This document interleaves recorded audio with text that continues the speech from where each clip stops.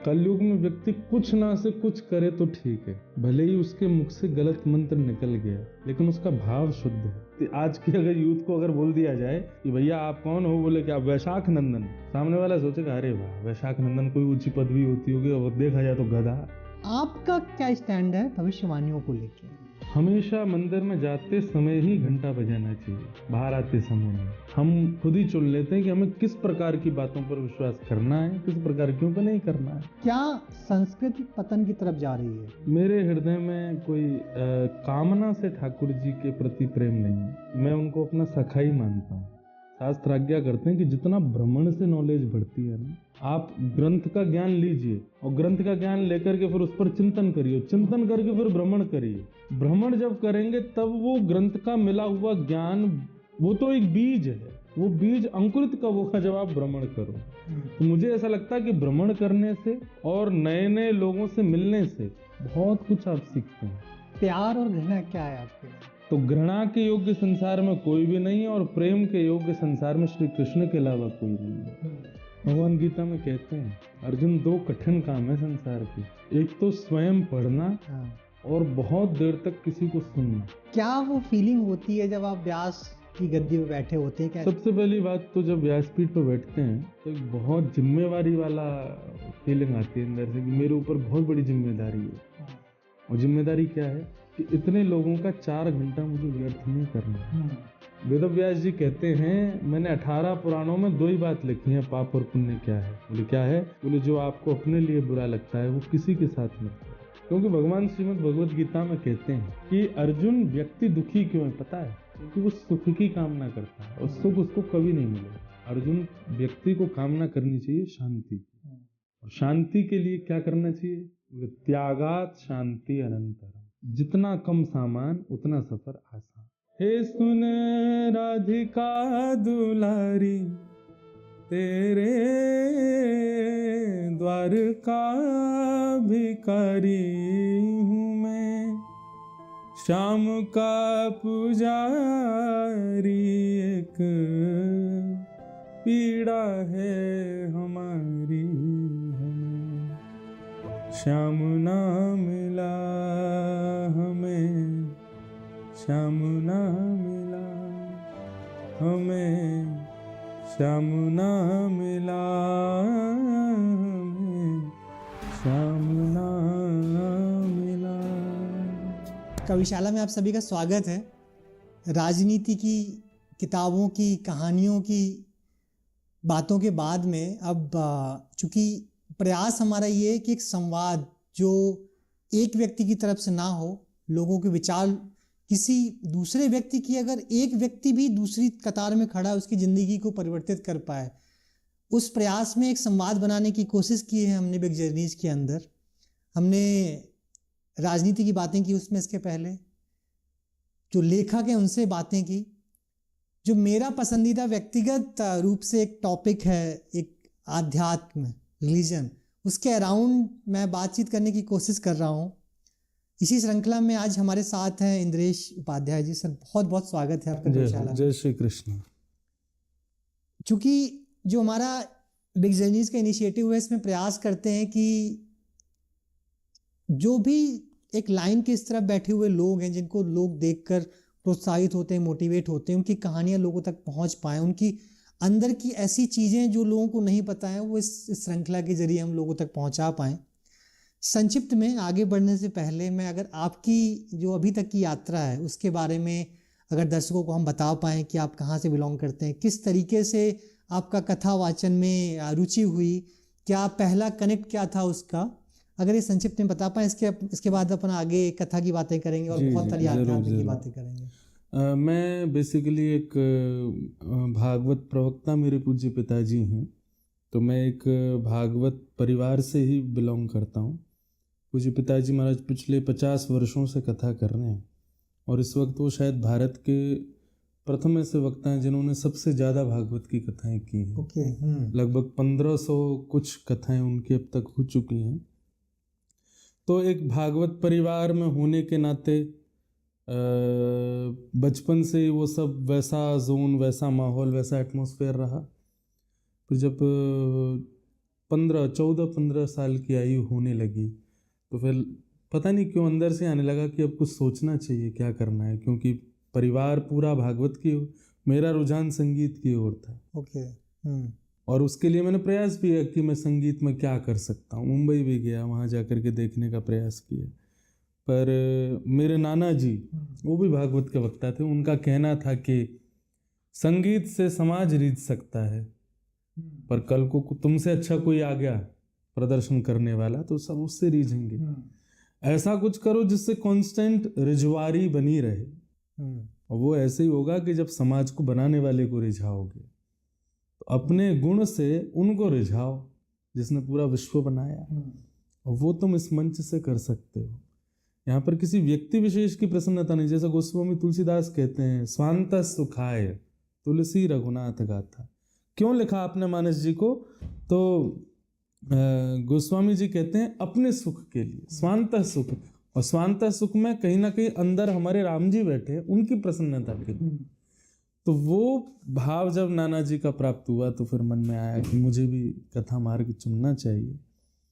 कठिन था बहुत, गुरुजनों से बहुत अध्ययन किया और 18 वर्ष की आयु में प्रयास किया, और प्रथम कथा द्वारिका में की 2015 में। तब से कथा कर रहे हैं आप, 7 वर्ष हो गए। अच्छा, एक अभी रुचि और एक रुचि आपसे जानने की मेरी यह भी है कि मैं आपके बारे में थोड़ा पढ़ रहा था और उसमें मुझे एक चीज़ पढ़ने को मिली कि किसी ने बचपन में एक भविष्यवाणी की थी। आपकी कई सारी जो आपकी बायो लिखी हुई उनमें ये मेंशन्ड है हर जगह। पहला तो उस भविष्यवाणी को अगर आज आप देखते हैं, उसको किस तरीके से देखते हैं? बहुत सारी चीज़ें होती हैं कि जो भविष्यवाणियाँ होती हैं, स्टेटमेंट, बहुत से लोग विश्वास करते हैं, बहुत से लोग विश्वास नहीं करते हैं। आपका क्या स्टैंड है भविष्यवाणियों को लेकर? ऐसी कोई भविष्यवाणी अगर कोई वास्तव में साधक बोल रहा है, हमारे यहाँ ऐसा माना जाता है कि ब्रह्म वाक्यम जनार्दनम। यदि कोई साधक प्रवृत्ति का व्यक्ति कुछ कह रहा है तो उसकी बात को पूर्ण करने का दायित्व तो ठाकुर जी लेते हैं अपने हाथ में, कि इसने कहा है तो मुझे पूर्ण करवाना है। तो निश्चित ही कोई अगर साधक प्रवृत्ति का, कोई बहुत ही समत्व प्रवृत्ति का व्यक्ति कोई बात कहता है, अब वो जिम्मेवारी ठाकुर जी की है कि इसने तो बोल दिया, पूर्ण ठाकुर जी करेंगे। अब चाहे उसके लिए कैसे भी करें। अब बात आती है विश्वास और अविश्वास की। लोग आजकल अब विश्वास अविश्वास सब अपने मन में है, हम खुद ही चुन लेते हैं कि हमें किस प्रकार की बातों पर विश्वास करना है, किस प्रकार की पर नहीं करना है। तो लोग बाग उसी प्रवृत्ति से इस चीज को देखते हैं। पर जब आध्यात्मिक स्तर आपका बढ़ता है उतना ही विश्वास भी आपका सुदृढ़ होता है। जब आप आध्यात्म में आते हैं तो निश्चित है आपका विश्वास बहुत सहज हो जाता है सबके प्रति। एक कोई व्यक्ति झूठ भी बोल रहा होगा ना, आपका उस पर भी विश्वास हो जाता है। ये आध्यात्मिक व्यक्ति का लक्षण है, वो ज्यादा चतुर नहीं होता, वो परखता नहीं लोगों को कि ये चतुराई कर रहा है, ये झूठ बोल रहा होगा या नहीं। आप सहज भी बोल दोगे तो इतना सीधा होता है आध्यात्मिक व्यक्ति, वो मान जाएगा, अच्छा ऐसा ही होगा। ये सरलता सहजता उसकी आध्यात्म से आती है। तो विश्वास की बात तो ये है। बाकी मेरा ऐसा मानना है कि कोई आध्यात्मिक व्यक्ति यदि कुछ स्टेटमेंट देता है, ठाकुर जी दायित्व लेते हैं कि उसको पूर्ण करना है, क्योंकि मेरे किसी व्यक्ति ने ये बात कही है, पूर्ण करने की जिम्मेवारी मेरी। बिल्कुल। चूंकि हम कविशाला पे बात कर रहे हैं और हमारा प्रयास रहता है कि जो साहित्य और भाषाओं की इर्द गिर्द बात हो सके, मैं एक चीज़ और पढ़ रहा था कि अब से पहले आपका जो परिवार था उसमें जो संस्कृत भाषा है उसको लेके बहुत मतलब ज़्यादा ध्यान दिया गया। अगर आप आज देखते हैं कि जहाँ पे भी भाषाओं को लेके हम खड़े हुए हैं, वो चाहे भागवत हो, किसी भी तरीके के संवाद हों, कहीं ना कहीं संस्कृत विलुप्त होती चली जा रही है उन संवादों के बीच से। आपने चूंकि एक श्रृंखला वो भी देखी है जहाँ पे संस्कृत का बहुत ज़्यादा उपयोग किया जाता रहा होगा मेरे हिसाब से पहले। इस परिवर्तन को आप किस तरीके से देखते हैं? चूंकि आप एक उस श्रृंखला से जुड़े हुए हैं तो मैं आपसे यह भी जानना चाहूँगा, क्या संस्कृत पतन की तरफ जा रही है? संस्कृत साक्षात देव है, उनका पतन तो कभी नहीं हो सकता। हमारी ग्रहण करने की क्षमता का पतन हो रहा है। हम ग्रहण नहीं कर पा रहे। गंगा तो बह रही है, हम स्नान नहीं कर पा रहे। संस्कृत तो यथावत अपने स्थान पर है, उस भाषा का कभी पतन नहीं हो सकता, पर ये हम लोगों के लिए दुर्भाग्य है कि हम उससे वंचित हो रहे हैं, हम उसका उपयोग नहीं कर पा रहे हैं। और दूसरी बात यह है कि संस्कृत को, एक तो बात यह है कि हमारा भारत इतनी गुलामी सह चुका है, चाहे मुगलों की हो चाहे अंग्रेजों की हो, कि उस गुलामी में हमने अपने सारे रत्नों को, कहते हैं ना कि भारत में पहले बहुत धन था, काय बात का धन था, कोई ऐसा नहीं कि पूरी भारत सोने की थी, मुझे ऐसा लगता है कि ये भाषा का धन, व्यवहार का धन, विचारधाराओं का धन और एक मर्यादा का धन, ये धन था भारत के पास, जिसको इन सब ने नष्ट कर दिया। आज ये हो चुका है कि यूथ सोचता है संस्कृत सबसे कठिन भाषा है, परंतु संस्कृत जैसी प्यारी भाषा नहीं है। संस्कृत में आप किसी को अगर कुछ अपशब्द भी कहना चाहते हो तो आप ऐसे बोलोगे कि सामने वाला खुशी हो जाएगा, बोले अच्छा, बोले आप कौन है, बोले आप ग्राम सिन्न हैं। अब ग्राम सिन्न का अर्थ अब सुनने वाला सोचेगा कोई सम्मानजनक व्यक्ति। आज की अगर यूथ को अगर बोल दिया जाए कि भैया आप कौन हो, बोले कि आप वैशाख नंदन, सामने वाला सोचेगा अरे वाह वैशाख नंदन कोई ऊंची पदवी होती होगी, और देखा जाए तो गधा। तो इतनी मर्यादित और इतनी सदी हुई और इतनी सूक्ष्म प्रसन्न करने वाली भाषा है, लेकिन हम लोगों की जो रक्त में कुछ वर्षों से आ गया गुलामी के बाद से, कि हम लोगों को लगने लगा संस्कृत बहुत कठिन है, संस्कृत बहुत ज़्यादा डिफ़िकल्ट है। और फिर हिंदी मातृभाषा, उसमें भी अंग्रेजी का आजकल बहुत प्रयोग हो जाने से हम वंचित हो रहे हैं संस्कृत से। संस्कृत यथावत है, उसका कभी नाश नहीं हो सकता। ओके, थोड़ा आगे बढ़ते हैं। आपने बताया कि कथा, जो आपका कथा का कनेक्ट है वो आपकी फैमिली से आपके पास आया। आज के दिन जब चूंकि एक लर्निंग भी प्रोसेस होता है लाइफ का, अपना खुद का ज्ञान बढ़ाने के लिए, मान लीजिए कथाओं में भी बहुत सारी चीज़ें होंगी, उस ज्ञान को बढ़ाने के लिए आप किस तरीके की चीज़ें पढ़ते हैं, किस तरीके के ग्रंथ पढ़ते हैं, किस तरीके की किताबें पढ़ते हैं? क्योंकि हम कविशाला पे बात कर रहे हैं तो थोड़ा उस एंगल पे अगर हम प्रकाश डाल पाएँ कि किस तरीके जो लोग भी कथा वाचन में या कथा के वाचन में आगे बढ़ना चाहते हैं, कुछ शुरू करना चाहते हैं, उनके लिए काफ़ी हेल्पफुल होगा ये। अब दो बातें आपने कही हैं। एक तो आ गया कि जिनको शुरुआत करनी है वो क्या करें, और एक आ जाता है कि जो ऑलरेडी उस स्टेट पे हैं वो कैसे मेंटेन करते हैं। तो मेरी सबकी अपनी अपनी अलग अलग तरीके हैं। कई लोग पढ़ करके करते हैं, कई लोग अनुभव करके प्राप्त करते हैं। कि मुझे ऐसा लगता है कि जो मैं प्राप्त कर पा रहा हूँ, ऐसा नहीं है कि मुझे बहुत प्राप्त हो चुका है, वो जितना भी है थोड़ा बहुत भी, मुझे लगता है भ्रमणात् पूज्यते विप्रः। शास्त्र आज्ञा करते हैं कि जितना भ्रमण से नॉलेज बढ़ती है ना, आप ग्रंथ का ज्ञान लीजिए और ग्रंथ का ज्ञान लेकर के फिर उस पर चिंतन करिए, चिंतन करके फिर भ्रमण करिए। भ्रमण जब करेंगे तब वो ग्रंथ का मिला हुआ ज्ञान, वो तो एक बीज है, वो बीज अंकुरित कब होगा, जब आप भ्रमण करोगे। तो मुझे ऐसा लगता है कि भ्रमण करने से और नए नए लोगों से मिलने से बहुत कुछ आप सीखते हैं। मैंने अपने गुरुदेवों से पढ़ा, अपने गुरुजनों से ज्ञान जो भी थोड़ा बहुत था वो ग्रहण किया, परंतु आज जो कांस्टेंट कुछ भी मुझे प्राप्त हो रहा है ना, मुझे ऐसा लगता है कि वो भ्रमण से होता है। मैं आपसे मिल रहा हूँ, पहली बार मिल रहा हूँ, आपसे पहले और भी कई लोगों से मिल के आया हूँ, सबसे पहली बार मिला हूँ। एक नए विचारधारा के 5 लोग मुझे सुबह से अब तक मिल चुके हैं। सबकी विचारधारा अलग है, सबकी पहचान अलग है, सबकी इच्छाएं अलग हैं, मैं वही हूँ। तो निश्चित है कि मैं ग्रहण तो कर रहा हूँ। तो भ्रमण से बहुत कुछ मिलता है। तो ये तो मैं अपना तरीका बता रहा हूँ, बाकी लोगों के कई हो सकते हैं। दूसरा आपने कहा कि आप पढ़ने में क्या रखते हैं, तो एक गीता प्रबोधिनी है। हमारे भारत में एक संत हुए श्री स्वामी राम सुखदास जी महाराज, जिनका एक वाक्य बहुत प्रसिद्ध है कि हे नाथ मैं आपको कभी भूलूं नहीं। ये सब कई वैष्णवों के घर आपको मिल जाएगा लिखा हुआ। उन्होंने श्रीमद् भगवद गीता को अपने भाषा में डिकोड किया, कृष्ण अर्जुन संवाद, फिर उसमें स्वामी जी का क्या भाव है वो उसमें लिखे। तो वो मैं जब भी पढ़ता हूँ मुझे कुछ ना कुछ एक ऊर्जा उसमें प्राप्त होती है। तो वो गीता प्रबोधिनी, वो मैं कभी कभी मुझे लगता है तो मैं फ्लाइट में या कहीं भी उसको पढ़ता हूँ। और आप विश्वास नहीं मानेंगे, मैं कई बार एक ही श्लोक 5 बार पढ़ चुका हूँ, हर बार नया लगता है। ये उसकी एक विशेषता है। दूसरा आपका प्रश्न में एक और प्रश्न था कि जो शुरुआत करना हाँ। चाहते हैं वो क्या करें। सबसे पहले लघु सिद्धांत कौमुदी व्याकरण का प्रथम सत्र, जहाँ पर पाणिनि जी ने व्याकरण के सूत्रों को 14 सूत्रों को लिखा और उनकी व्याख्या की।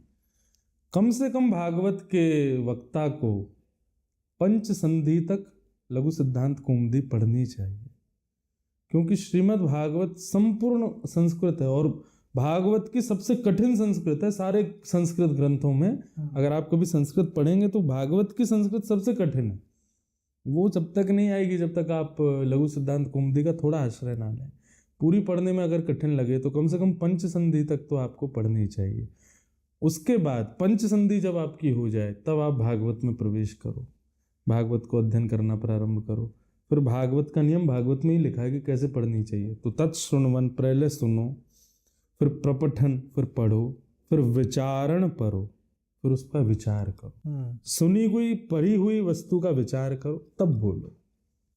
तो ये एक प्रारंभिक लोगों के लिए नियम। अच्छा, वो फीलिंग होती है जब आप व्यास की गद्दी में बैठे होते हैं, एक ऐसी जगह जहाँ पे आपको सुनकर एक बहुत बड़ी ऑडियंस सामने बैठी है, आपको क्या लगता है उस ऑडियंस को क्या चाहिए आपसे, और आपके अंदर वो क्या फीलिंग होती है कि आपको सुन के किसी की जिंदगी वहाँ पे परिवर्तित हो रही है?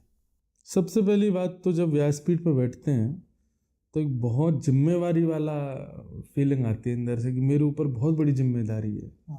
और जिम्मेदारी क्या है कि इतने लोगों का 4 घंटा मुझे व्यर्थ नहीं करना है। इतने लोग, अपने जीवन का हर क्षण बहुत महत्वपूर्ण है हर व्यक्ति का।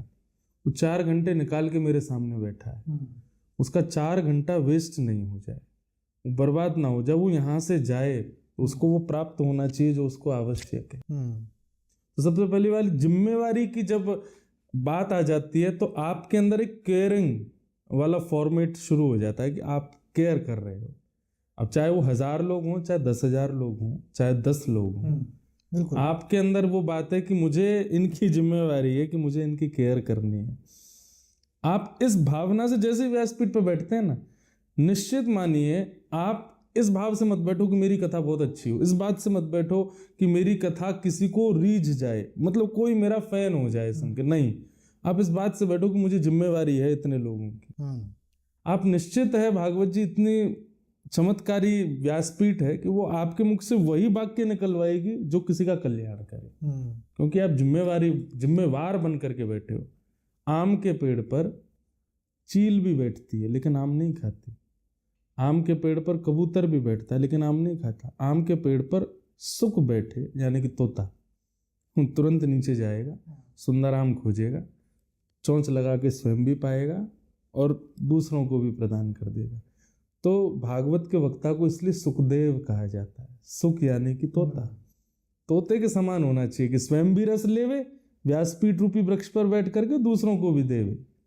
चील और कबूतर की तरह व्यासपीठ का सहारा लेकर के फॉलोइंग बढ़े या दक्षिणा मिले, ये भावना होना चाहिए। जिम्मेवारी, तो जिम्मेवार बनकर के जब आप व्यास बनते हैं, व्यासपीठ पर बैठते हैं, तो निश्चित है आपकी वाणी कल्याणकारी ही होगी। बिल्कुल। थोड़ा आगे बढ़ते हैं, क्योंकि जैसे आपने बताया कि आप गीता पढ़ते हैं, उसको डिकोडेड है वो। अगर जो भी ऑडियंस देख रही, जो लोग भी इसको देखेंगे, उनके लिए हम छोटी छोटी सी चीज़ें आपके एंड से वो डिकोड कर पाएँ। मंदिर में जाने से पहले हम घंटी बजाते हैं, उसका क्या कारण होता है? नॉर्मल घर में हम पूजा करते हैं, उसमें बहुत सारी विधियाँ होती हैं कि चंदन चढ़ाना होता है, पहले स्नान कराना होता है, वो सारी विधियाँ होती हैं। अगर वो बहुत संक्षिप्त रूप से जो भी ऑडियंस है उसके लिए आप डिकोड कर पाएँ, कुछ उसमें साइंटिफिकली अगर कुछ ऐड कर पाएँ कि ये कारण है उसके। सबसे पहली बात, हमेशा मंदिर में जाते समय ही घंटा बजाना चाहिए, बाहर आते समय नहीं। ये एक शास्त्रीय बात है। लोग बाग क्या करते हैं, मंदिर में जाते समय भी बजाते हैं, आते समय भी बजाते हैं। इसका एक कारण तो ये अटेंडेंस। हम गए और हमने जाकर के घंटी बजाई तो वी आर, जैसे स्कूल में अटेंडेंस होती है, ऐसी मंदिर में हमारी एक अटेंडेंस हो गई, हमने बजा दिया। एक कारण तो ये। दूसरा, इसके पीछे आध्यात्मिक और साइंटिफिक दोनों कारण ये कि व्यक्ति जब मंदिर जाता है तो उसके मन में कई विचार चल रहे होते हैं, बुद्धि में कई जीवाणु भटक रहे होते हैं जो नकारात्मकताओं को प्रकट करते हैं। तो घंटे हो गए, शंख हो गए, ये जितने भी देव वस्तु हैं ना, ये सब नकारात्मकताओं को नष्ट करती हैं। इनका जो स्वर होता है, जब हम मंदिर में प्रवेश करें तो मंदिर में प्रवेश करते ही घंटी बजाएं, तो घंटी बजते ही जो स्वर आता है ना, उससे नकारात्मक जितने भी जीवाणु होते हैं वो सब नष्ट हो जाते हैं। और फिर जब हम ठाकुर जी का दर्शन करते हैं तो दर्शन करते सकारात्मक जीवाणु प्रकट हो जाते हैं मस्तिष्क में, मन में, बुद्धि में। लेकिन फिर क्या करते हैं लोग, घूम घाम के जैसी बारात में फिर घंटे बजा देते हैं, तो वो सकारात्मक भी मर जाते हैं बेचारे। तो इसलिए मंदिर में जाते समय घंटी बजानी चाहिए, क्योंकि उस पहला तो अटेंडेंस, दूसरी बात हमारी बुद्धि में, मन में जितनी भी नकारात्मकताएं हैं वो ध्वनि उनको नष्ट करती है। तो पहला कारण तो ये है। दूसरा, आपने कहा कि हम लोग पूजा विधि करते हैं, उसमें कई सारे नियम होते हैं। ये कर्म कांड का विषय है। कर्म कांड में कई भाव आपसे पूर्ण कराए जाते हैं कि यहाँ पे पुष्प छोड़ो, यहाँ पे हम लोग देवताओं का आवाहन करते हैं। देवता बड़े व्यस्त हैं, पर उनका आवाहन करते हैं कि यहाँ पर सूर्य विराजो, यहाँ पे चंद्र विराजो, यहाँ पे बुध विराजो, यहाँ पे ये विराजे, सब विराजे हैं। तो एक प्रकार से ये ऑफरिंग होती है, जैसे घर में आए हुए मेहमान को हम ऑफर करते हैं, चाय लेंगे, नाश्ता लेंगे, क्या लेंगे, क्या पाएंगे, आप हमारे घर पधारे हो, मैं आपके ऑफिस आया, आपने आते ही पूछा चाय की कॉफ़ी। तो एक एक नहीं हमारा व्यवहार होता है।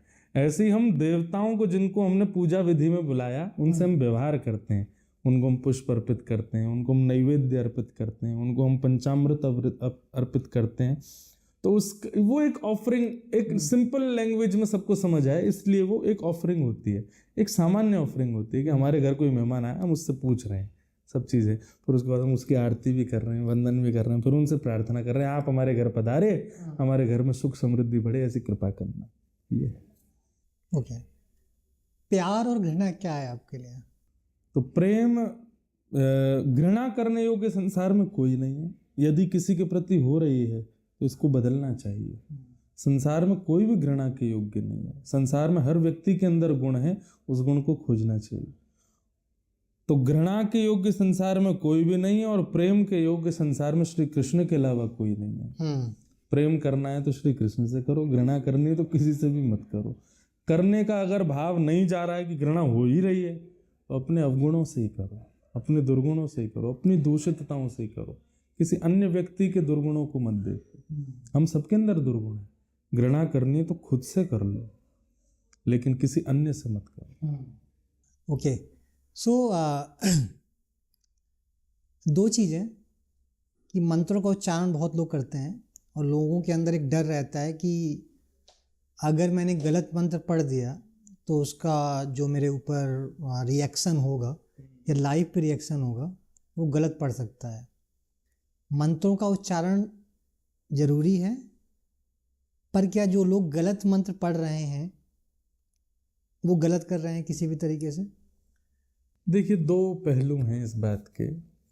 कलयुग है, कलयुग में व्यक्ति कुछ ना से कुछ करे तो ठीक है, भले ही उसके मुख से गलत मंत्र निकल गया, लेकिन उसका भाव शुद्ध है, उसकी विचारधारा शुद्ध है, वो जो जिस क्रिया से कर रहा है वो ठीक है, तो कोई दिक्कत नहीं। लेकिन यदि उसी बीच किसी विद्वान ने या किसी ज्ञानी ने आपको टोक दिया कि ये गलत है, इसको शुद्ध करो, तो फिर उसको शुद्ध करना चाहिए।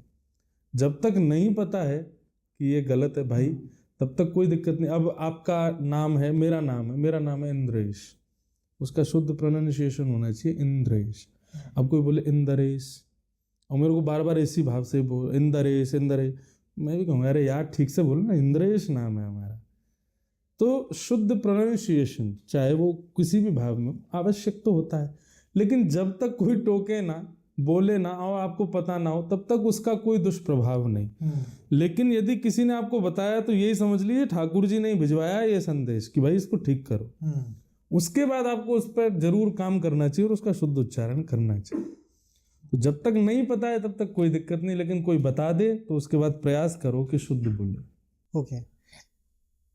अभी तक की जितनी बातचीत हुई उसमें मुझे कई बार लगा कि आप ठाकुर जी का नाम ले रहे हैं, कई बार लिया आपने। मेरी जिज्ञासा है, क्या इसका कारण आपका वृंदावन से कनेक्शन है, या आपका ठाकुर जी को लेके कोई और कारण है जो इतना लगाव है? क्योंकि सबका एक अलग कनेक्ट होता है, कोई शिव जी को बहुत मानता है, पूजा करता है उनकी, सब एक ही हैं, लेकिन जो नाम होता है वो नाम का रूपांतरण लोगों में होता है।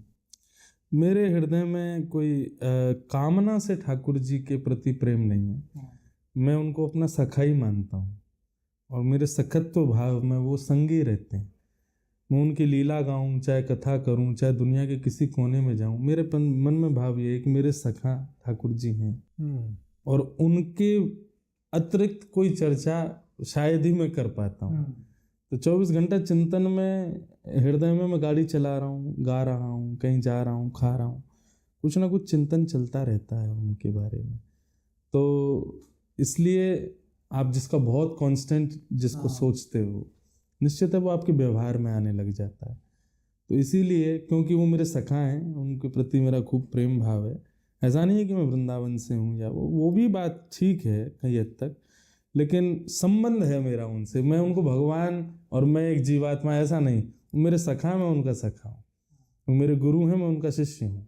ये दो भाव से मैं ठाकुर जी को मानता हूँ, तो इसलिए वो अनवरत जिह्वा पर उनका नाम आता रहता है। बिल्कुल।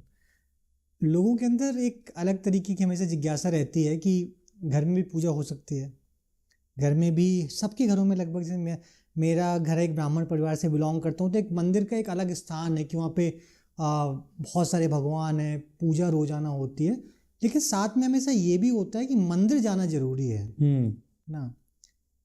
ऐसा क्यों होता है कि लगभग हर इंसान जिसके यहाँ भगवान घर पे भी हैं, लेकिन उसको लगता है अगर मंदिर जाऊंगा तो मुझे कुछ एडिशनल कृपा होगी भगवान की मेरे ऊपर? ये भी एक प्रकार से अज्ञानवश है, ऐसा नहीं है। हम मंदिर इसलिए जाते हैं क्योंकि हमारे ठाकुर जी का एक फॉर्म वहाँ पर भी विराज रहा है और उनको पूजने जाते हैं क्योंकि वो वर्षों से वहाँ उनकी पूजा हो रही है। तो निश्चित है कि वो स्थान एक अनंत ऊर्जाओं को लिए समेटे बैठा है। डॉक्टर तो हमारे घर के बगल की क्लिनिक में भी, हम हॉस्पिटल ही क्यों जा रहे हैं? क्योंकि हॉस्पिटल का जो है वो निश्चित ही बहुत पेशेंट्स मिल करके थोड़ा एक्सपीरियंस्ड हो गया होगा। क्लिनिक में ज़्यादा से ज़्यादा 10-15 पेशेंट आते होंगे, पर हॉस्पिटल में तो कम से कम नहीं तो 50 पेशेंट तो रोज के आते होंगे। और इक्विपमेंट्स भी सारे अवेलेबल हो जाएंगे, कोई दिक्कत भी नहीं है। तो इसलिए हम हॉस्पिटल प्रेफर करते हैं बड़ी बीमारियों पे। तो ऐसे ही क्या होता है कि घर के ठाकुर जी हैं, घर का व्यक्ति डॉक्टर हो उस पर भी हमारा कम विश्वास होता है। बाहर का कोई डॉक्टर हो, पड़ोसी हो, तो उस पर ज़्यादा विश्वास है, इसकी दवाई लगेगी।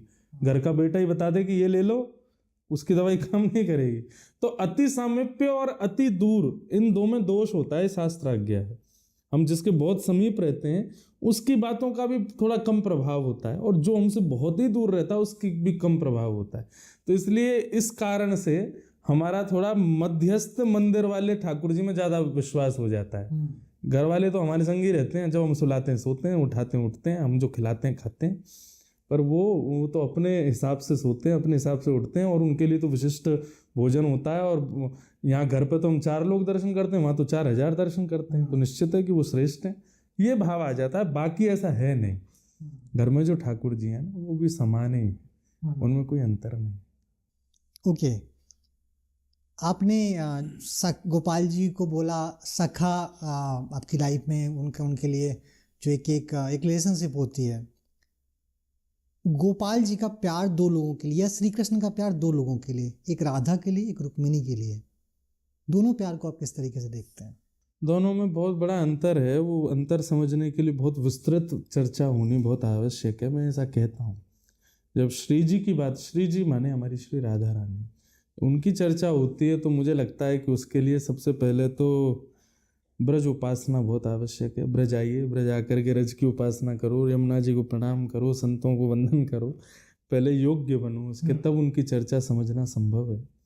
ठाकुर जी से विलग नहीं है श्री जी, ठाकुर जी की ही आह्लादनी शक्ति है श्री जी। और लक्ष्मी जो है वो रुक्मिणी के रूप में है। तो लक्ष्मी में और आह्लादनी शक्ति दोनों में अंतर है। आह्लादनी शक्ति स्व से उत्पन्न है और लक्ष्मी जो है वो पर है। इसलिए ठाकुर जी का दोनों के प्रति जो प्रेम भाव है वो अलग है। कहाँ श्री किशोरी जी के भले ही संग ना रहे लेकिन प्रेम निरंतर है, रुक्मणी जी के संग रह करके प्रेम है।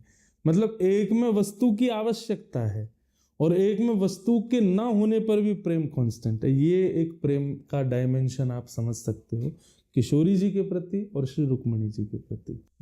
रुक्मणी जी सदा संग रहती हैं, तब उनकी स्मृति ठाकुर जी को हो रही है कि हाँ ये मेरे संगी हैं। लेकिन एक जो वर्षों से दूर ही हैं लेकिन फिर भी चिंतन में, बुद्धि में, हृदय में वो प्रेम, उनकी स्मृति बनी हुई है, वो प्रेम अधिक है, वो प्रेम श्रेष्ठ है। जहाँ पर वस्तु की नारद भक्ति सूत्र में नारद जी कहते हैं प्रेम के वर्णनों में, तत्सुखे सुखित्वम, जिसमें हमारा प्रेमी सुखी उसमें हम सुखी। हमारा प्रेमी जहाँ है जैसे है प्रसन्न है तो हम उससे दूर भी प्रसन्न है। मिलन की आकांक्षा नहीं, मिलन का भी भाव नहीं, बस हम उसके प्रेमी हैं, दूर रह के भी प्रसन्न है। ये प्रेम श्री जी के प्रति ठाकुर जी का है, रुक्मणी जी के संग रह करके प्रेम है। तो अगर आप श्रेष्ठता की बात करें तो श्री जी और ठाकुर जी के प्रेम को तो छुआ भी नहीं जा सकता, वो तो समुद्र की गहराइयों से भी गहरा है, वो अद्भुत है, अनंत है। क्योंकि वहां पर मिलन की भी कामना नहीं है, इतनी सूक्ष्म कामना भी नहीं है, प्रेम व्रत है। ओके, भागवत में इतने सारे कैरेक्टर्स हैं, बेसिकली हम अगर जिस तरीके से रूपांतरण होते हैं, नाटकीय रूपांतरण बहुत सारे होते हैं, उसमें देखते हैं इतने लोग हैं अलग अलग, जिनकी अलग अलग एक इमोशंस होते हैं, हर एक कैरेक्टर के साथ एक अलग इमोशन जुड़ा हुआ है, दर्शकों का भी और जो श्रोता होते हैं उनका भी।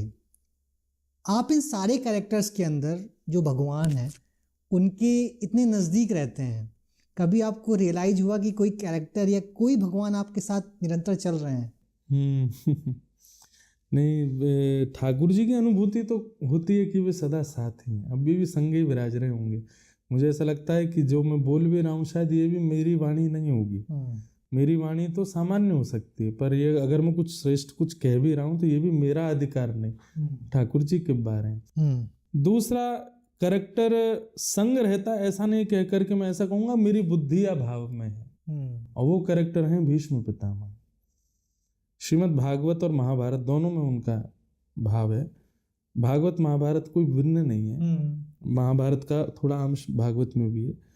तो महाभारत की दृष्टिकोण से देखें तो भीष्म पितामह कौरवों के एक योद्धा हैं, अतिश्रेष्ठ योद्धा हैं, पितामह हैं, परंतु भागवत में उनका भक्ति परक रूप दिखाया गया, जो बाणों की सैया पर लेट करके भगवान की स्तुति गाते हैं।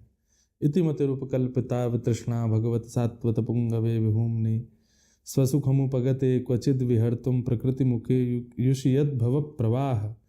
तो भीष्म पितामह की जो भक्ति है ना, उसके कारण मुझे कैरेक्टर्स जो कहें पात्र, उनमें मुझे भीष्म पितामह बड़े प्रिय लगते हैं, और वो मेरे साथ विचारों में रहते हैं, उनका विचार अति श्रेष्ठ है। वो क्या कहते हैं ठाकुर जी से, संस्कृत में इति शब्द का प्रयोग तब किया जाता है जब आप अपने वाक्य को विश्राम देते हो, जैसे हिंदी में पूर्ण विराम, ऐसी संस्कृत में इति का मतलब विराम। भीष्म पितामह की एकमात्र स्तुति ऐसी है जिसका प्रारंभ इति शब्द से होता है, इतिमति रूपकल्पिता वितृष्णा। भीष्म पितामह कहते हैं भगवान इति, ठाकुर जी बोले तुम विश्राम कह रहे हो, पहले किस चीज की इति? बोले कि मेरे संसारवाद और सामान्य व्यवहार की अब इति, अब मैं अपने गोपनीय भाव को प्रकट कर रहा हूं। अब तक तो मैं केवल नाटक कर रहा था, मैं कौरवों के पक्ष का हूं, आदि आदि जो भी भाव थे उन सबकी अब इति। मैं पितामह हूं उसकी भी इति, मैं भीष्म हूं उसकी भी इति, मैं प्रतिज्ञावान हूं उसकी भी इति, सब चीज की इति। अब मेरा आप नया भाव सुनिए, मतिरूपकल्पिता वितृष्णा, मेरी बुद्धि अब वितृष्णा रहित हो चुकी है, तृष्णा रहित हो चुकी है, अब मैं उस बुद्धि को आपको अर्पित करना चाहता हूँ। और बहुत सुंदर तरीके से भीष्म पितामह ने पूरी, मेरे को कथा सुनानी पड़ेगी आपको, 4 घंटे लगेंगे यहीं पे, चलिए उसके लिए अलग से संवाद करेंगे जरूर। हाँ, तो फिर वो स्तुति गाते हैं और भगवान से अद्भुत, मतलब ठाकुर जी के नेत्र सजल हो जाते हैं भीष्म पितामह की बात सुन के। तो पात्रों में भीष्म पितामह हृदय में विराजते हैं। अच्छा, मुझे लगता है कि मैं मे बी ये रॉन्ग वे पे क्वेश्चन हो सकता है, क्योंकि आप खुद एक ऐसे परिवार से आते हैं कि आप उसका, मुझे लगता है उसका उत्तर सही से दे पाएंगे। अभी हाल फिलहाल में अचानक से जो भागवत कहने वाले लोग हैं उनकी संख्या बहुत बढ़ रही है। मैं कारण बताता हूँ। मैं पढ़ रहा था, लोग सुनाने में ज़्यादा इंटरेस्टेड है समझने से ज़्यादा। आपने भी देखा होगा। भगवान गीता में कहते हैं अर्जुन, दो कठिन काम है संसार के, एक तो स्वयं पढ़ना और बहुत देर तक किसी को सुनना। लोग सुनना नहीं चाहते, सुनाना चाहते हैं। तो ये तो स्वभाव में आ ही गया है लोगों के। इससे जो लोग हैं, जो दो जिनको लगता है कि कथा सुनने से उनका जीवन कहीं ना कहीं परिवर्तित हो सकता है, और बहुत सारे बहुत गलत वक्तव्य भी इसके थ्रू आगे बढ़ रहे हैं। इस परिदृश्य में आपका क्या ओपिनियन है, किस तरीके से देखते हैं आप? बात ऐसी है कि कलयुग इतना खतरनाक है कि बाकी युगों में तो गलत मार्ग को अपना करके राक्षस प्रवृत्ति दिखती है, पर कलयुग में धर्म मार्ग को अपना के राक्षस प्रवेश करता है। कलयुग में ये खतरनाक बात है। तो मैं ऐसा नहीं कहूँगा कि किसी की निंदा है, किसी का वो है, परंतु इस कलिकाल में लोग धर्म मंचों का आश्रय लेकर के, धर्म ग्रंथों का आश्रय लेकर के और जो भाव व्यक्त कर रहे हैं उससे किसी का कल्याण नहीं हो सकता। उसके लिए उनको गुरुजनों की कृपा और शास्त्र अध्ययन उसकी बड़ी आवश्यकता होती है, वो करनी ही चाहिए। नहीं तो आप किसी का कल्याण नहीं कर पाएंगे उस भाव से। पर एक जगह मन में भाव आता है और ये बहुत विशिष्ट भाव है, तस्मात् केनाप्युपायेन मनः कृष्णे निमेषयेत्।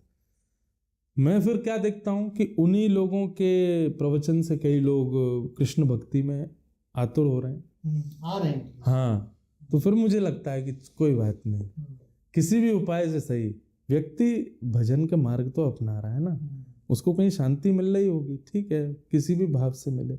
और फिर वही बात आपकी आ जाती है ना कि घृणा किसी से मत करो, सब श्रेष्ठ हैं अपनी जगह।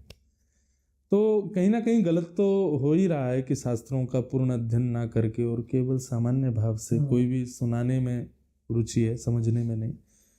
परंतु ये कलयुग है, इतना भी कर रहे हैं तो बहुत है।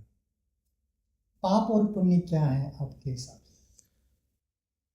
वेद व्यास जी की ही वाणी है, अष्टादश पुराणेषु व्यासस्य वचनद्वयम् परोपकार पुण्याय पापाय परपीडनम्। वेद व्यास जी कहते हैं मैंने 18 पुराणों में 2 ही बात लिखी है, पाप और पुण्य क्या है। बोले क्या है? बोले जो आपको अपने लिए बुरा लगता है वो किसी के साथ मत करो, यही पाप है। आपको अपने लिए जो चीज़ बुरी लगती है, आप अगर वही चीज़ किसी और के साथ करते हो तो आप पाप कर रहे हो। और परोपकार ही पुण्य है, दूसरे की सहायता करना, असहाय की सहायता करना, यही पुण्य है। अगर मुझे अच्छा नहीं लगता कोई मुझे मारे तो मैं किसी और जीव को क्यों मारूं, ये पाप है।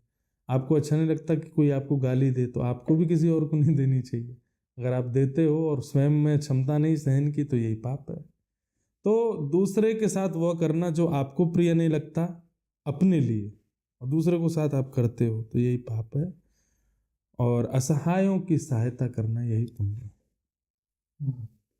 अच्छा, बहुत सारे इमोशंस होते हैं, मुझे लगता है कि कविताओं पे एक अलग रोल होता है अपने इमोशंस को व्यक्त करने का। वो क्रोध का है, प्यार का है, दुख का है, वो अलग अलग इमोशंस को कविताओं के जरिए लोग प्रकट कर देते हैं। और दूसरा कहीं ना कहीं उस कविता को पढ़ के सुन के अपने आप को रिलेट करता है, उसको दुख दबाना है अपना है, दुख प्रकट करना है, तो वो भी उसको आगे फॉरवर्ड करता है। भागवत कथा किस तरीके से एक तो सुनने वालों के लिए जो इमोशंस है उनको हील करने में हेल्पफुल होता है। जो व्यास गद्दी पे बैठा हुआ है उस एक इंसान है, उसके अंदर ही बहुत सारे विचार होते हैं, बहुत सारे इमोशंस होते हैं, उसके लिए किस तरीके से हेल्पफुल होता है हील करने में?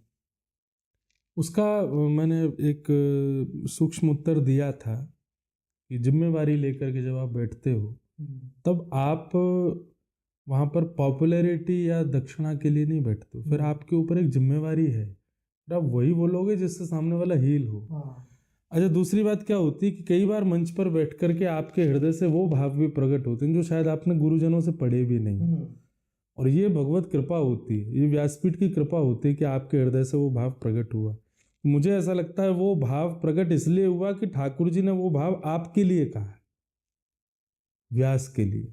तुम तो दुनिया को बता रहे हो भाई, तुमको अपनी कमियां ठीक करनी है, तो तुमको इस मार्ग का अनुगामी बनना चाहिए।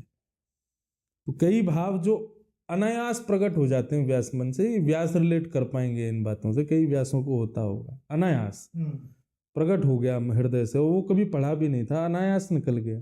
तो निश्चित है कि ठाकुर जी ने उस भाव को इसलिए प्रकट करवाया क्योंकि ठाकुर जी वो संकेत आपके लिए कर रहे हैं। अभी तक सारे संकेत श्रोताओं के लिए थे, पर ये संकेत आपके लिए है, इससे आप अपने आप को सुधारो। तो सही बात तो यह है कि भागवत के द्वारा विचारशील होने से, उस पर चिंतन करने से अपने आप ही व्यक्ति हील होने लग जाता है।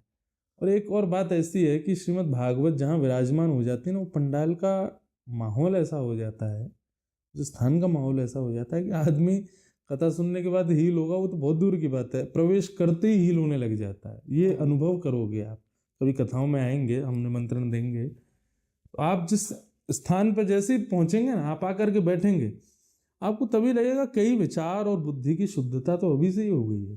कथा सुनना तो बहुत दूर की बात है, सुनने के बाद तो अपने आप होता ही है उसका। क्योंकि हमारे यहाँ ऐसा माना जाता है श्री कृष्ण साक्षात शब्द में विग्रह हैं श्रीमद् भागवत। वो शब्द नहीं, आप कथा नहीं सुन रहे हो, किसी की रचना नहीं है, स्वयं श्री कृष्ण। वो तो उनका काम ही है, जैसे ही प्रकट होंगे वक्ता के मुख से अपने आप हील कर देंगे सबको।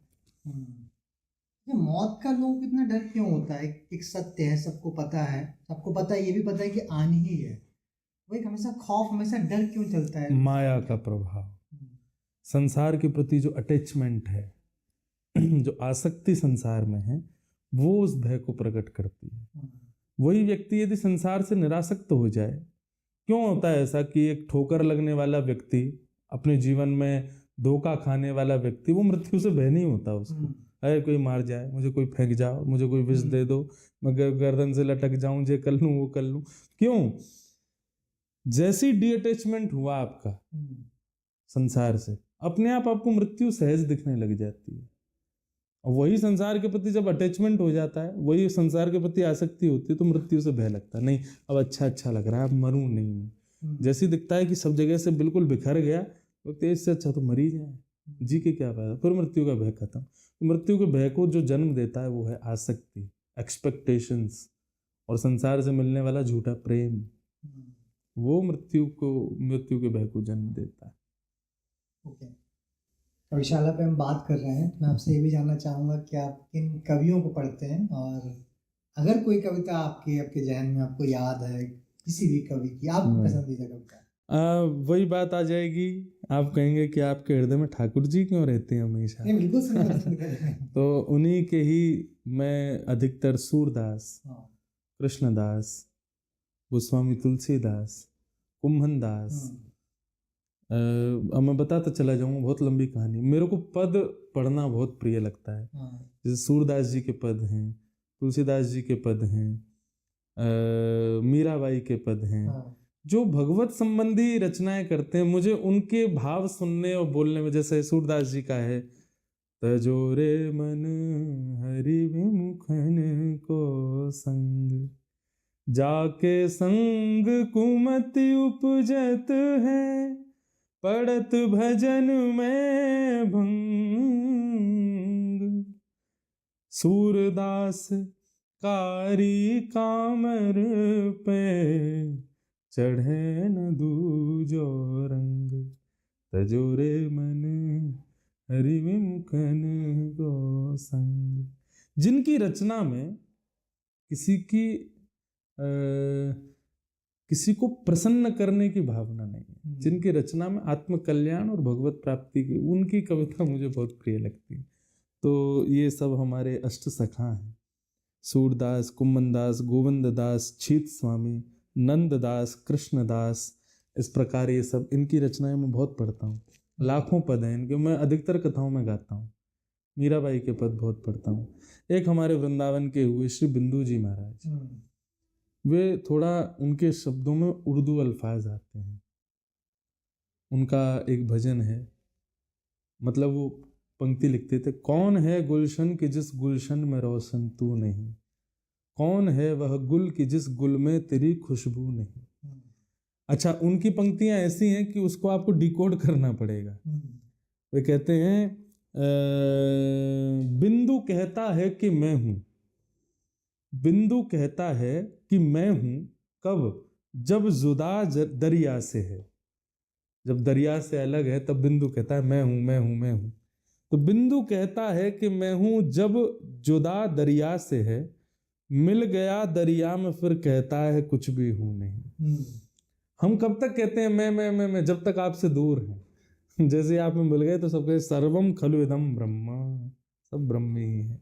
तो ऐसे श्री बिंदु जी महाराज। तो एक प्रकार से रुचि मेरी ज्यादातर भगवत संबंधी कविताओं में बहुत। नहीं, आपने जिनके भी नाम लिए, सूरदास वगैरह, जिनकी कवियाँ लगभग सभी की पसंदीदा कवि, और हम लोग का सभी उनको बचपन से पढ़ते आ रहे हैं, जब से उन्हें वो एजुकेशन सिस्टम का एक हिस्सा भी हैं जी। अच्छा, कुछ प्रश्न हैं कि हमने सोशल मीडिया पे पूछा था, तो उसमें कुछ लोगों की जिज्ञासाएं हैं कि किसी ने पूछा है कि अपने पास्ट रिग्रेट्स से और मिस्टेक से, क्या जो पुराने रिग्रेट्स हैं लाइफ के, उनसे, और जो गलतियां हुई हैं, है ना, उनसे लाइफ में मूव ऑन कैसे हो। जैसे पूर्व हमारे जो कृत्य हो जाते हैं हमसे, उनसे सदैव ये कि आत्मग्लानि ना करें, क्योंकि ऑलरेडी काफी आत्मग्लानि हम कर चुके हैं। तो उस पर ज्यादा आत्मग्लानि ना करते हुए पुनश्च वैसा ना दोहराऊंगा, और ऐसा कहकर के आगे बढ़ना चाहिए। क्योंकि जीवन सफर है, और गाड़ी जब चलती है ना तो कई जगह ब्रेकर्स आते हैं, कई जगह ब्रेक्स लगाने भी पड़ते हैं। तो ब्रेक लगाने से, ब्रेकर आने से गाड़ी को रोक देना ये उचित नहीं है। धीमी करो, थोड़ी उछाल आएगी, चलाओ, आगे बढ़ो, फिर से गति पकड़ो। तो ये जो रिग्रेट्स हैं पूर्व के किए कर्मों के, ये सब ब्रेकर्स के समान आने भी चाहिए, नहीं तो बहुत तेज भगेगी गाड़ी, कहीं लग जाएगी ठोकर और एक्सीडेंट हो जाएगा। इसलिए ब्रेकर्स आने जरूरी भी हैं लाइफ में। ब्रेकर जब आए तब गाड़ी रोकनी नहीं है, धीमी कर लो, धीरे से निकाल लो, फिर गति पकड़ो। तो ठीक वैसे ही जो पूर्व के रिग्रेट्स होते हैं ना, उन पर थोड़े से सहम जाओ, थोड़े समझ जाओ, थोड़ी गति धीमी करो, निकलो आगे।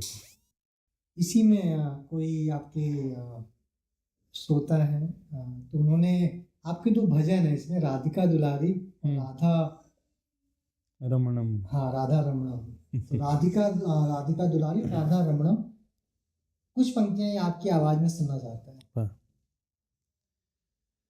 हे सुन राधिका दुलारी, तेरे द्वार का भिखारी हूँ मैं, श्याम का पुजारी, एक पीड़ा है हमारी हमें, श्याम ना मिला हमें, श्याम ना मिला हमें, श्याम ना मिला हमें, श्याम ना मिला।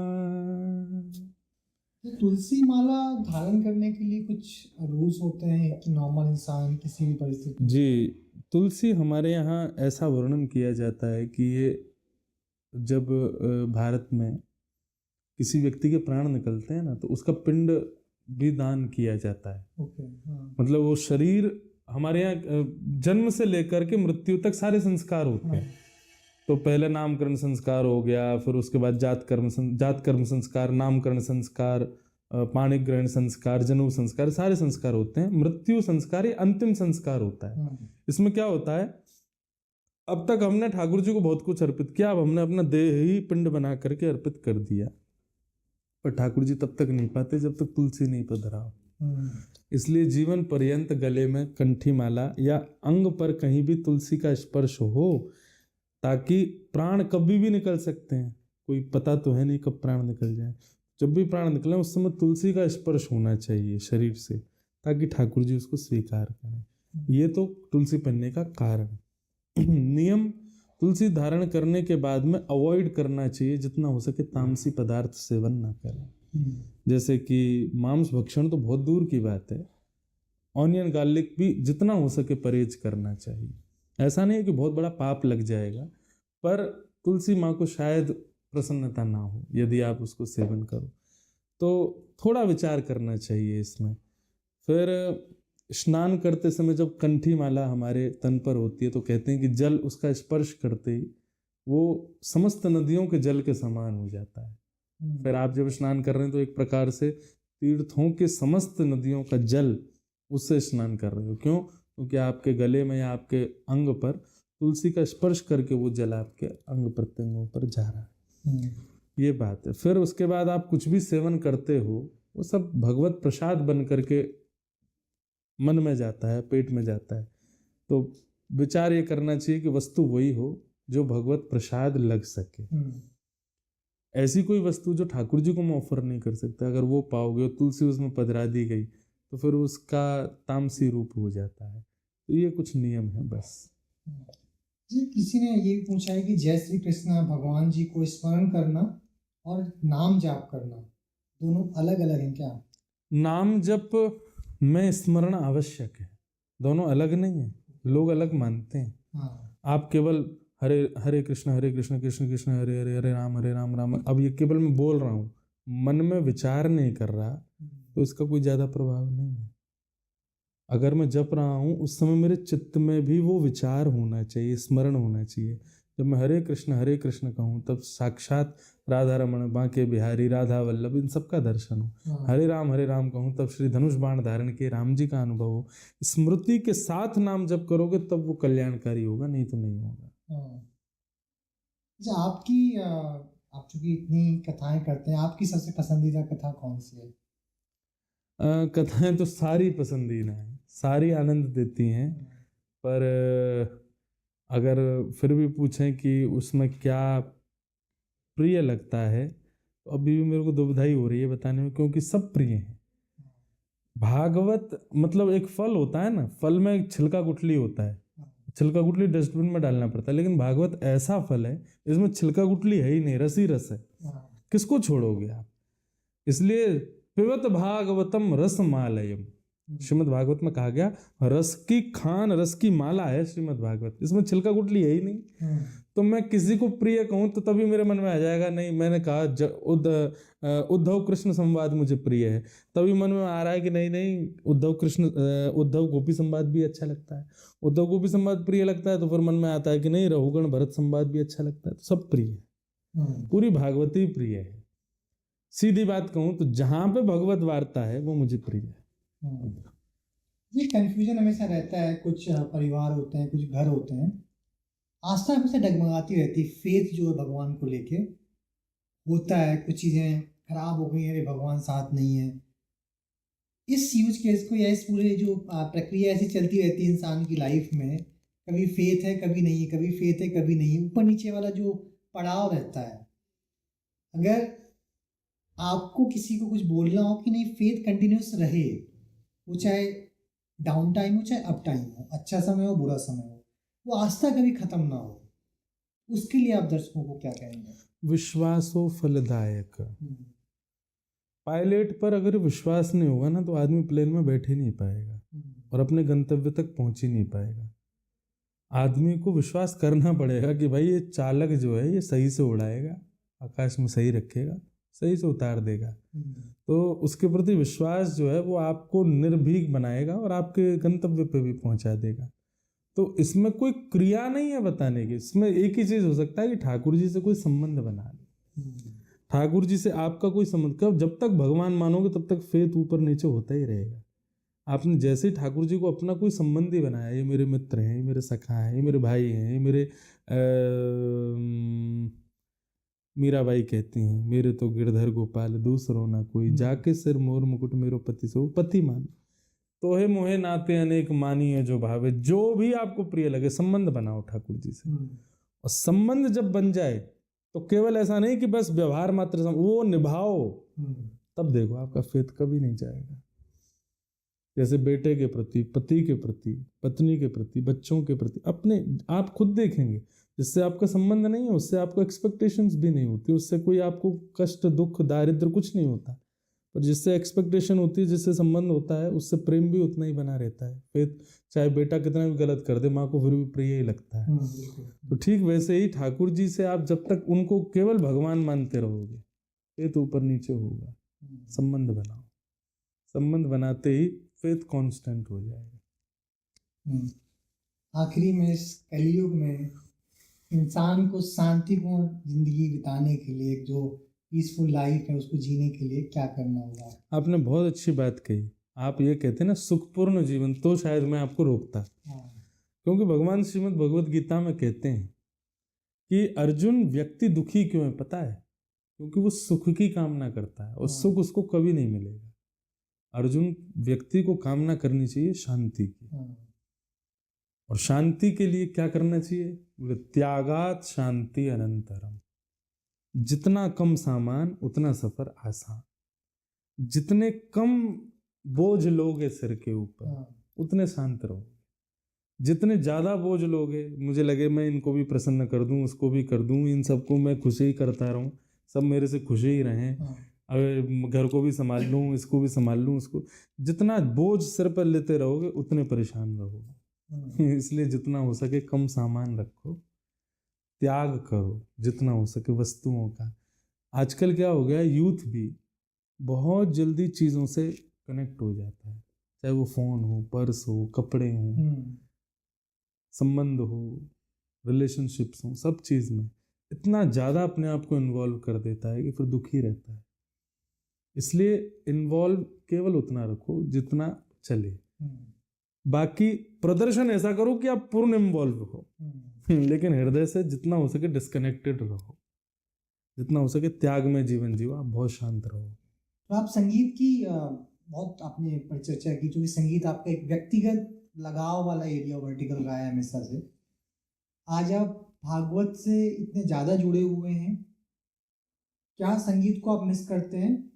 और दूसरा, आज जब आप भागवत करते हैं तो कितना संगीत को इन्वॉल्व करते हैं अपनी भागवत कथा को आगे पहुंचाने के लिए, ताकि जो संगीत प्रेम है आपका वो भी जिंदगी से ना छूटे, दूर ना हो?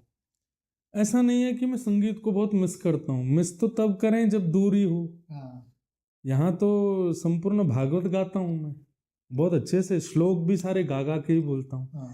अलग अलग मैंने संगीत सीखा नहीं है, पर मुझे प्रिय लगता है सुनना, गाना। तो मैं तो अलग अलग रागों में सारे भागवत के श्लोक गा देता हूँ, तो मेरी इच्छाएं तो सारी पूर्ण होती हैं। बस ये था कि पहले संगीत की इच्छा ऐसी थी कि दूसरे को रिझाना है। अभी ऐसा है कि मुझे खुशी होनी चाहिए, उतना प्रेम मेरा पूर्ण हो पाता है भागवत से।